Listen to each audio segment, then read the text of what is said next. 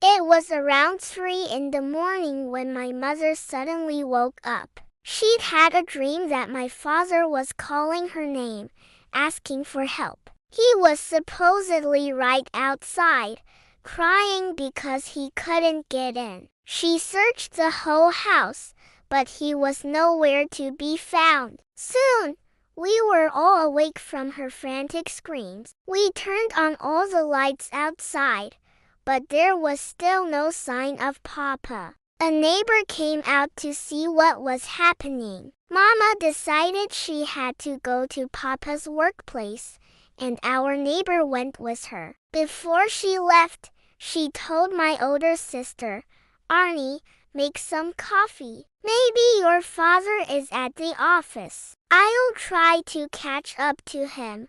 My sister started boiling water while I sat by the door, my eyes fixed on the empty road, hoping to see Papa appear. Every shadow, every rustle of leaves made me jump, but it was never him. The kettle started whistling. My sister made milk for us as we waited, but our dog just kept growling at the open doorway where we were all sitting. My brother tried to calm him down, but the dog wouldn't stop, its gaze locked on the doorway. Maybe he wants milk, my brother said. My sister told him to give the dog some water, then some leftover food, but the dog ignored it all. Finally, my brother carried the dog inside. To our surprise, it sat right beside my sister, looked up at the ceiling, and started growling again, not an angry growl,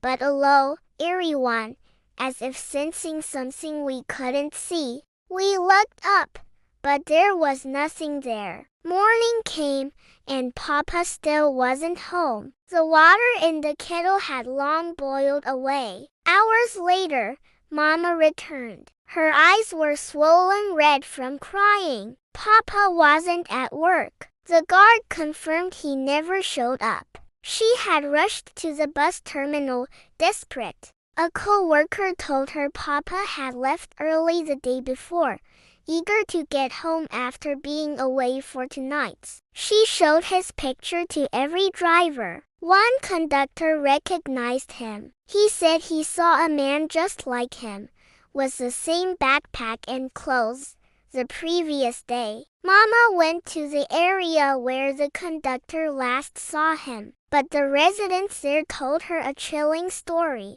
Someone had been killed the day before. They didn't see the man's face, but the clothes, pants, and the jacket sounded exactly like what Papa always wore. Shaking, Mama went to the police station. They told her a man had been robbed, stabbed multiple times, and thrown into the river. She begged to see the body, but it had already been buried. No one had claimed it for 2 days, and his wallet was stolen, so there was no ID. The funeral staff had kept the man's pants and shoes for identification. When they handed them to Mama, she knew instantly. The brand, the color, they were Papa's. Then the police officer added, "Ma'am, near the body, we found a doll floating in the river." That's when Mama collapsed, screaming. Papa's co-worker later said my father had decided to walk part of the way home since there were no rides. He told Papa to wait, that the road ahead was dark and dangerous. But Papa had replied, "It's okay. My wife and kids are waiting for me. I miss them." Mama pleaded with the mayor to have the body exhumed, but it was against the law. She came home, heartbroken, carrying a small box with Papa's belongings and the doll he had bought for me. We had set the dinner table, thinking they would come home together. We saw Mama walking slowly toward us, clutching the box, and we knew. "Where's Papa, Ma?" my sister cried. Mama looked at the table and whispered, "Remove 1 plate. Your father won't be coming home." My brother asked, "Why, Ma? Where is he?" She couldn't explain. She just said, "He's not coming back." I just stared at the doll Papa had promised me. "Auntie," I asked our neighbor, "Papa bought this for me, right? But why isn't he here?" She hugged me tight and whispered, "If you miss your Papa, just hug this doll, okay?" That night, Mama cried and cried, talking to Papa's picture.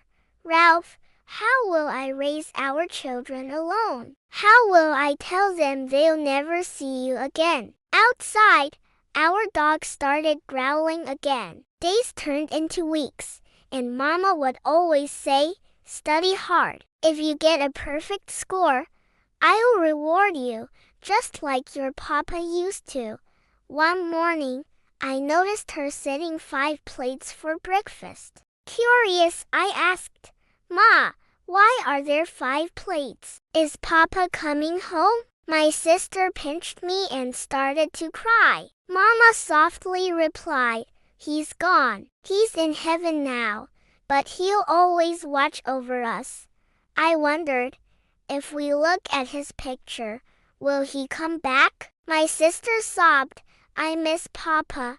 Mama just sat there, tears falling onto the table. Things got tough. The money ran out, and Mama had to sell our appliances just to put food on the table. The laughter that once filled our home was replaced by a heavy silence, a constant ache of waiting for Papa to return.